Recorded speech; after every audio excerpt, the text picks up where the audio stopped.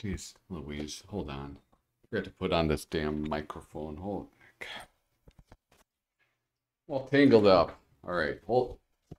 All right. Okay. Shoot. Hello and welcome to Flippin Through, the internet's #1 Mad Magazine news review and interview channel. And today I'm flipping through Mad Magazine number 111, released June 1967. Cover price 30 cents, which is indeed cheap. But before we do that, let me remind you, hit like, hit subscribe, leave a comment down below. That's the #1 way that you can support this channel. Trying to make it grow like a beautiful flower in the meadow. And I can't do that without your support and your help. And that's the best way that you can help me. If you want to support me in another way, why? I don't know. Patreon.com/flippinthrough. Go and check that out. I got stickers, I got buttons, and sometimes I do cool prints. Well, I did a cool print one time, so I guess I can't say that that's a sometimes thing. Anyway, these are the people that I get to thank for their support right now. Joey Gesso, Reflection of Perfection, Misamo, Tom Richmond, David Strickler, Megan McInerney, Shane Buckley, Bobby Weigel, Cam Hayden, Rob Wilson, Rod Mead Sperry, Andrew Goldfarb, Casey Ori, and Little Cozy Nostril. Thank you guys so much for the support. I hope I can keep on earning it. Let's get over here to the to this part. Wait, where am I? That's right. Lower right-hand side. That's where I want to be from now on. This is my new home. Here's a controversial cover. I have nothing else to say about it. This is one of those covers that's like, I mean, you might actually just call it a classic Mad cover. They did this a lot. Not like this cover, but you would see Alfred E. Neuman in varied racial states, I guess. Is that how I should put it? But I don't know. I think visually this is kind of a cool looking cover, despite the fact that it has not aged especially well. Maybe we can just appreciate it as the time capsule that it is. Or maybe not. I don't know. Maybe this will be the last video I do because I'm canceled because of this. Anyway, going in here, we have a nice little house ad. And then we have the, what is this? Is this called the masthead? I don't know. The clock watcher is liable to wind up is just another one of the hands. I'm not really sure what that means. Anyway, William Gaines is the publisher. Albert Feldstein is the editor. John Putnam, art director. Leonard Brenner is production. Jerry DeFuccio, Nick Meglin are associate editors. Gloria Orlando, Cecilia Morelli, Richard Grillo are subscriptions. And contributing artists and writers, of course, the usual gang of idiots. Flipping into this part right here. I thought this was kind of interesting. It's not often. Sometimes people are in on the joke in the letters department. That's the case of this. Sometimes they don't get the joke. And sometimes it doesn't matter. They're just like ticked off. This is a case, it almost reads like the editors don't get the joke. So let me zoom in. And maybe I'm just misreading the tone. But this is about cigarette ad satires. This person writes, being kind of burnt up about your cigarette ad satires on the back cover, I'd like to add something in defense of those who courageously smoke. Despite all those cancer reports, anyone can give up smoking, but it takes a real man to face lung cancer. John Simon, Western Reserve University, Cleveland, Ohio. A real man with a death wish. Ed. I don't know. For some reason, the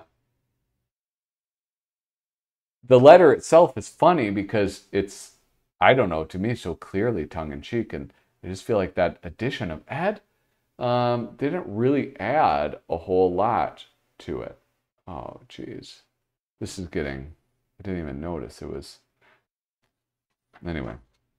Here we have Stokely and Tess, a modern mad version of Porgy and Bess.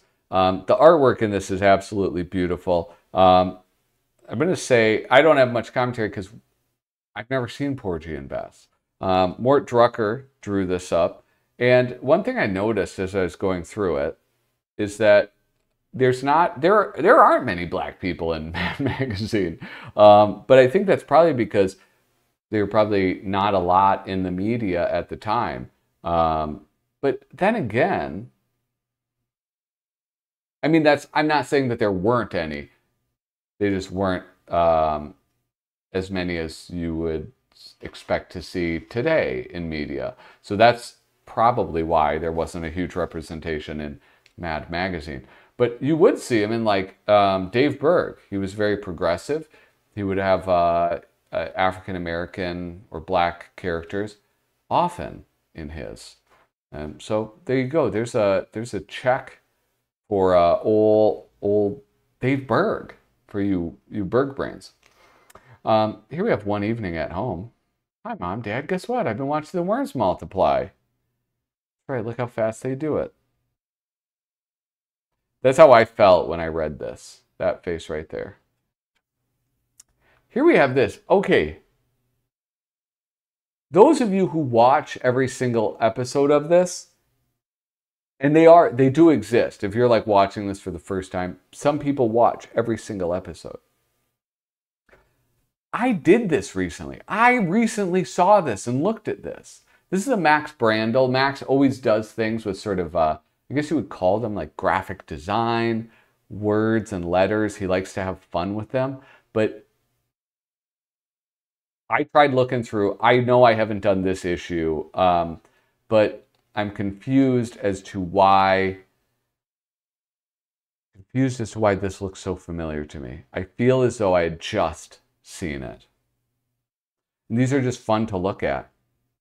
That's all. I just enjoy looking at these. Look at, there's a Texas Longhorn. I mean, some of them are like, this one I would say is more creative than, I don't know, that one. Yeah, or like this one. Some of these are just like, not that impressive. Others, like this one, I think is like kind of shocking in its presentation. Here are comic strip heroes taken from real life. This is Bob Clark, written by Frank Jacobs. We have a nice self-portrait of Bob Clark right there. I liked that quite a bit. Usually, what they would do is, like if they would do these kind of takes on, what do you call it, like the daily strips in newspapers, you would have somebody like Wally Wood doing it. I'm not sure, what year was this? I wasn't even paying attention. 67? I think Wally Wood was still contributing in 67. But what Wally would do is he would really do a great job of mimicking artist styles, especially the ones who had those daily comic strips. I think that a lot of these are reminiscent of the daily comic strips. And I think some of them probably are references to things I don't exactly understand. But it doesn't seem to be as, it's like none of these guys are dressed up as Dick Tracy. That's all I'm saying. But anyway, this is really cool. And it reminds me, I think I've said this before. I am so bummed out that some of these mad artists, didn't get to see them working on properties like Batman. I don't know. Like, I'm sentimental for the Batman comics. And I know like a lot of the guys in Mad Magazine worked for much cooler comic books on EC. But something like this, look at this Liberace thing. I couldn't help, as I was looking at it, I couldn't help but think, how awesome would a Batman comic, Batman and Joker storyline drawn by Bob Clark be? How How would he do that? How would he do like the cape and the cowl and everything? And yeah, I don't know. I just think it would be pretty freaking cool. Here we have Cassius Clay heavyweight. Let's read this. Look, I told you I'm in terrible physical shape. Don't ask me to fight because I can't. I don't care what my fans will say. I just can't go through these grueling weeks of training. Cassius, you shouldn't say those things to a fight promoter. Idiot, I'm not talking to any fight promoter. I'm talking to my draft board. Ooh, look at that. Yeah, he stood up and made a really hard decision. He couldn't fight for a long time because of that. Anyway, that's sad. That shouldn't have happened to him. Here we have Where Our Tax Dollars Go. This is artist Jack Rickard, writer Dick DiBartolo. It's beautiful. It's a beautiful thing. It's a funny thing, but it's one of those that's so filled with text, it's hard to just sit here and read out big blocks of text.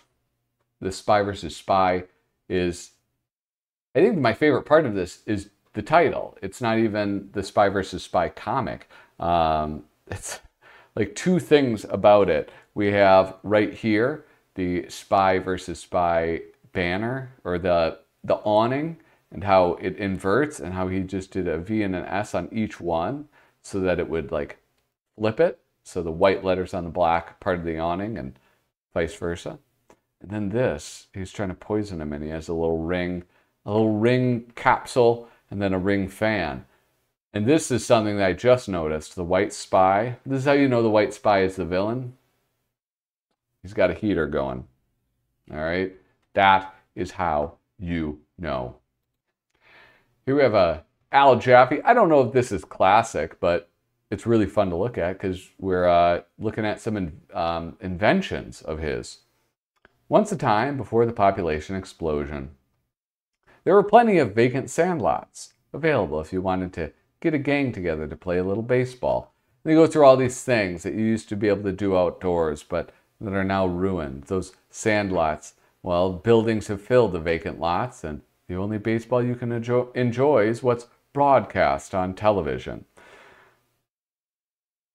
But you have solutions. For the sandlot baseball player, there are plastic bats and the wiffle ball for playing the game in the house. Isn't that so much fun? Wiffle ball in the house? That's going to break something. Jeez Louise. Who would allow that? Yeah, indoor putting, indoor rowing, indoor cycling. Always a big setup for things like this. And now we get to the good stuff. A mad look at some future outdoor sports indoors. What's kind of cool about this are the number of ones that are basically have come true. We have skin diving. I have to think that this would actually be fun. Imagine that, having a thing on your head. You're wearing the goggles. And then you have an air tube that just goes outside. But then your head is in water. That might be refreshing on a hot day. I wonder if anybody's done that. Indoor skydiving. Skydiver is held aloft in free fall by powerful jet of air. When buzzer sounds, he pulls ripcord of tiny chute and gently lands as the air jet slowly turns itself off. They got him. They got indoor skydiving. So there we have that. Tobogganing. Scenery rushes blindly by. Let me try that again. Scenery rushes blindly by as toboggan tilts and turns on its axis. Realism is added when team makes a wrong turn and is violently ejected from sled by special mechanism. What is this but like a driving simulator? Boom. Actually happens. Hurdle racing. I mean, it's a treadmill. Did he invent the treadmill too? That's kind of cool. You know, hurdles rush at racer on endless treadmill. The faster he runs, the faster the belt moves. Special control set for length of race automatically stops belt and reports time. Yeah, he invented the treadmill. That's insane. Okay, now these ones, they didn't come to fruition, right? Fancy diving, water skiing, but what did? Horseback riding. That's right. We have mechanical bulls, do we not? Thank you for coming to my presentation. Oops. I feel like do I remember a video game that had like a fishing rod that would like actually feel like something was being pulled? Oh, the rating with apologies to Edgar Allan Poe. Have we seen Frank Jacobs do a spoof on The Raven? Surely no, right? Maybe I'll visit Mad Cover site. Let's see. I'm going to type in Edgar Allan Poe. Oh, sorry. Let's look at my browser. Let's see. Here we go. Rating with apologies to Edgar Allan Poe, issue 111. The Reagan with apologies to Edgar Allan Poe. What is that? Where is it? Here we have. Oh, that's from that. How about this one? Oh, God. They're not showing me the ones that I want to see.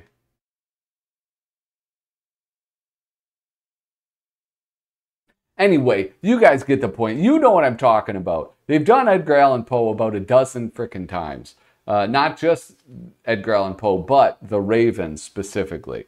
Which I guess is like, obviously, because it's ubiquitous. Not ubiquitous, but everybody knows it, right? What does ubiquitous mean? No, I was right. It's not ubiquitous. Anyway, yeah, the Raven, or the rating, you know, I'm sure it's great. But I'm not going to read it. Sorry, guys. I just can't do it.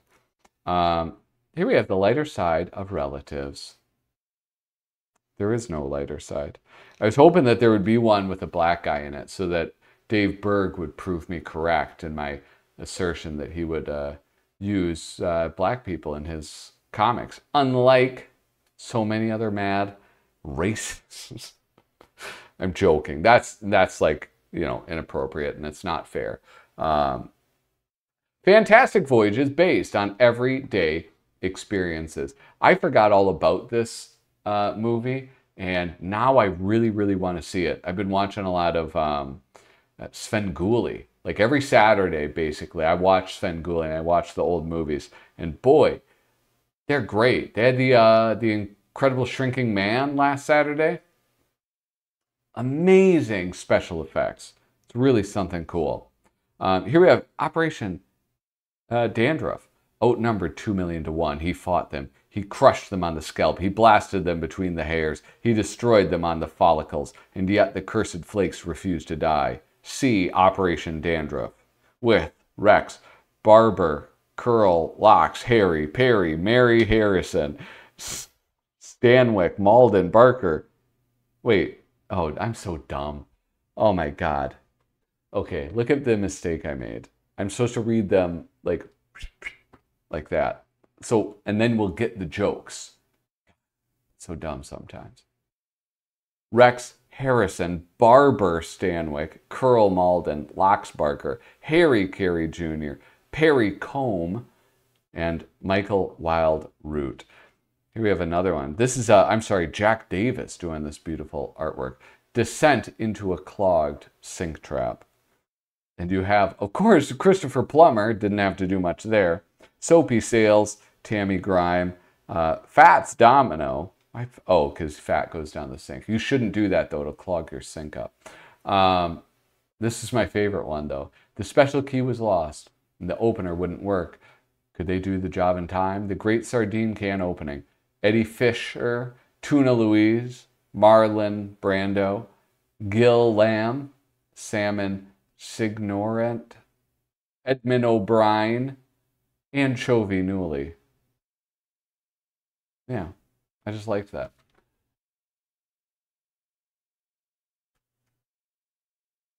Zoom in a little bit. The smartest ape in captivity. This is a fun one. And again, he keeps it to a page. Some people gave me a little grief last time when I said that Don Martin takes too long to get to the punchline. I don't care how long he takes as long as it stays on one page. There's no reason a Don Martin comic needs to go on to a second page. Sorry, that's the hill that I'm going to die on, okay? Here we have Mad Easter bonnets, designed for male celebrities. Okay, every Easter we're treated to and nauseated by the wild Easter bonnets women celebrities wear. When was this? I know, like, in England they do that, right? But when did they stopped this long ago? Because nobody cares about Easter anymore. Not me. You know I care about Easter. But nobody else does. And that's a shame. Bring back the Easter bonnets. The Spy versus Spy. I kind of like this one better than the first. One thing that's cool about it is this. Apiary. That's where bees live. Thought they lived in a hive. Turns out I was wrong. Anyway, he cracks his skull. But the White Spy is not smoking cigarettes this time. Here we have the Mad Guidebook to Vanishing Human Types and their modern replacements. This one was cool, but I had the thought, the more things change, the more they stay the same. And that is exemplified in this. It's almost like, how people always like, whatever generation is at middle age, they're always bitching about the younger generation, which is me now. I'm middle-aged. And so I can bitch about like young people. But everybody's done that. Or so says, everybody. It's like, oh, this happens every generation. But what's cool is that this is like a time capsule proving it. Like even back then, they were like, no, things have changed and they're bad. But it's all the things that I complain about. Here we have, the old-fashioned grandmother. And, now the modern replacement, the facelifted dowager. Natural habit, the old-fashioned, I don't bitch about grandmas, actually. But how about this? The sweet little child to the spoiled brat. The sweet little kid was usually found running down the grocery store for his mother, or washing the family car for his father, or helping some poor old lady cross the street. Natural habitat for the spoiled brat is, he's easily identified by his mean, nasty expression and his habit of spitting at anyone who mentions good manners. He wears a Batman shirt, just like me. Well, I'm wearing a Creature from the Black Lagoon shirt, but speaking generally. The efficient salesperson. The eager, courteous, efficient salesperson could always be found at her counter, helping a confused customer or back in the stockroom checking on what is and is not available. The indifferent clock watcher. Boy, we got a lot of those these days. The modern indifferent clock watcher can usually be spotted gathered in clumps behind counters, gossiping and giggling. Typical. Gambling in the Amazon. It was fun. That was fun. Little take on 3-card Monty, is that what they call it? Cup and balls. And here we have a Mad Fold-In. And guess what, guys? This Mad Fold-In gets to be folded. Look at my... This is like separating. This is not good. I have to be gentle with this. What deadly killer threatens us all? A black and white fold-in? And it's been folded by some degenerate? But that just means we can enjoy it. Policemen alone cannot help in the solution of this problem. It's everyone's affair, and we either fight now or we die later. Pollution of the air and water. Yes, I suppose that's true. But we must have done something about it, because we're alive. So surely that means things have gotten better. And here we have Pay the Piper. Scotch to excess. Ooh, 2 Scotch ads in a row. Scotch tape and this.